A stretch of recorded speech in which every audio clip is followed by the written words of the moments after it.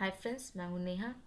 ये जावा का third tutorial है और इस ट्यूटोरियल में डेटा टाइप्स के बारे में जानेंगे और वेरिएबल के बारे में जानेंगे।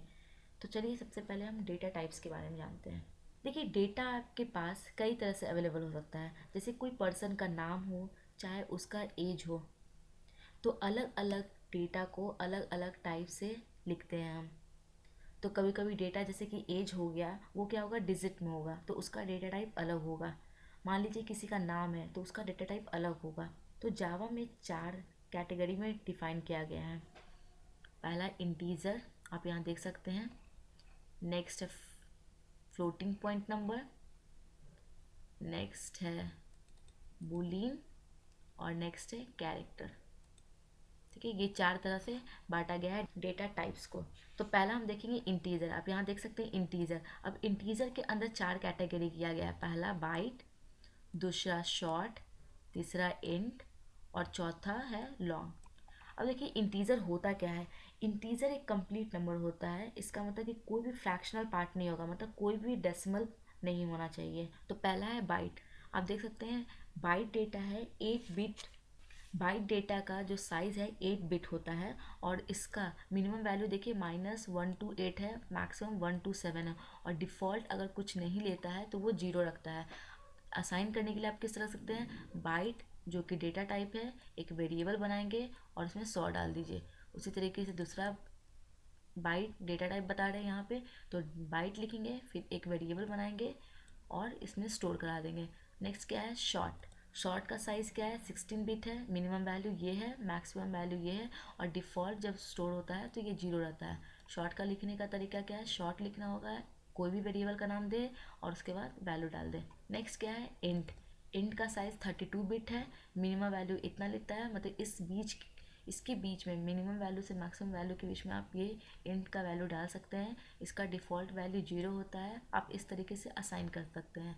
आप पहले डेटा टाइप लिखें इंट, वेरिएबल का नाम लिखें और यहाँ पे वैल्यू डाल दें। नेक्स्ट क्या है, लॉन्ग। लॉन्ग का डेटा टाइप का साइज़ जो है 64 बिट होता है। मिनिमम वैल्यू यहाँ से लेके यहाँ तक है, ये बहुत ही बड़ा वैल्यू होता है। Default value 0L, L for क्या हो गया, लॉन्ग। और इस तरीके से असाइन कर सकते हैं लॉन्ग जो भी वेरिएबल का नाम है और वैल्यू डाल दें। नेक्स्ट क्या है, फ्लोटिंग पॉइंट नंबर। देखिए, फ्लोटिंग पॉइंट नंबर को 2 कैटेगरी में बांटा गया, पहला फ्लोट और दूसरा है डबल। फ्लोटिंग पॉइंट नंबर होता क्या है, floating point number fractional part को रिप्रेजेंट करता है, मतलब इसमें डेसिमल होता है। तो पहला है फ्लोट। फ्लोट में क्या है, यहाँ देखिए फ्लोट ये 32 बिट साइज लेता है और इसका डिफ़ॉल्ट वैल्यू 0.0 होता है। एफ और क्या होता है, फ्लोट। और असाइन करने का तरीका क्या है, फ्लोट लिख दें, वेरिएबल का नाम लिख दें और ये वैल्यू असाइन कर दो और यहाँ एफ लिख दें। नेक्स्ट क्या है, डबल। डबल का साइज 64 बिट होता है। डिफ़ॉल्ट वैल्यू 0.0D है। डी फॉर डबल हो गया। और असाइन करने का तरीका है, डबल का डबल लिख दे डेटा टाइप, उसके बाद कोई वेरिएबल लिख दें और उसमें असाइन कर दे वैल्यू। नेक्स्ट क्या है, बूलियन। देखिए, बूलियन डेटा टाइप जो है 1 बिट ऑफ इंफॉर्मेशन लेता है, चाहे वो ट्रू हो सकता है चाहे वो फॉल्स होता है। डिफ़ॉल्ट वैल्यू क्या होता है, फॉल्स होता है। आप इस तरीके से क्रिएट कर सकते हैं बूलियन, जो भी वेरिएबल का नाम है, और ट्रू डाल सकते हैं।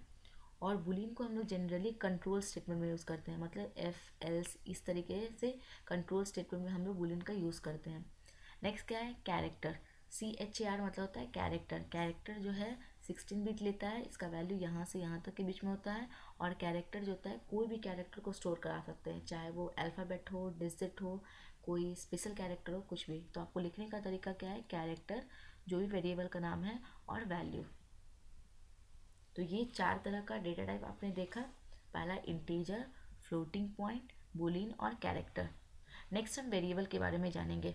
देखिए, वेरिएबल क्या होता है, किसी भी इंफॉर्मेशन को स्टोर कराने के लिए आपको वेरिएबल का ज़रूरत पड़ता है। जैसे आप यहाँ देख सकते हैं, डेटा टाइप तो ये हो गया, एक वेरिएबल हमने बनाया है D1 और उसमें वैल्यू स्टोर करा दिया है। तो यही है वेरिएबल आपका D1। कोई भी वैल्यू को आप स्टोर कराएंगे तो आप एक वेरिएबल क्रिएट कर लें। चाहे जैसे कि नाम हो, तो नाम किसी भी पर्सन का नाम हो, एज हो, तो डिफरेंट डिफरेंट वेरिएबल में हम स्टोर कराएंगे। एज इक्वल्स टू 24, तो आप इस तरीके से स्टोर करा सकते हैं कोई भी वेरिएबल को। ठीक है, 2 तरह का वेरिएबल होता है, पहला लोकल वेरिएबल और दूसरा है ग्लोबल वेरिएबल। देखिए लोकल वेरिएबल क्या होता है, ठीक है। तो आपको वेरिएबल को स्टोर कराने के लिए आपको कोई वेरिएबल का नाम लिखना होगा और उसके अंदर वैल्यू साइन कर दे और उसका डेटा टाइप यहाँ पे बता दे कि ये किस टाइप का है। Next, types of variable. देखिए दो तरह का वेरिएबल होता है, पहला लोकल वेरिएबल और दूसरा ग्लोबल वेरिएबल। लोकल वेरिएबल अब पहले जानते हैं। देखिए इसका प्रोग्राम हम लोग नेक्स्ट ट्यूटोरियल में बताएंगे, मगर इस ट्यूटोरियल में हम सब कुछ जान जाते हैं। लोकल वेरिएबल, जब आप किसी मेथड में कोई वेरिएबल क्रिएट करते हैं, जैसे कि इंट a इक्वल्स टू 5 मान लेते हैं, तो वो वेरिएबल का यूज़ जो होगा उस मेथड तक ही रहता है, क्योंकि हमने लोकल वेरिएबल बनाया ना, तो उस मेथड के अंदर ही वो जो आप वेरिएबल क्रिएट कर रहे हैं वो उसी तक रहेगा। तो उस मेथड के बाहर इस वेरिएबल का कोई यूज़ नहीं होगा, क्योंकि उस मेथड के अंदर ही आप वेरिएबल क्रिएट किए हैं। तो ये जो है लोकल वेरिएबल कहलाएगा, जो आप उसके उस मेथड के स्कोप में ही सिर्फ रहा।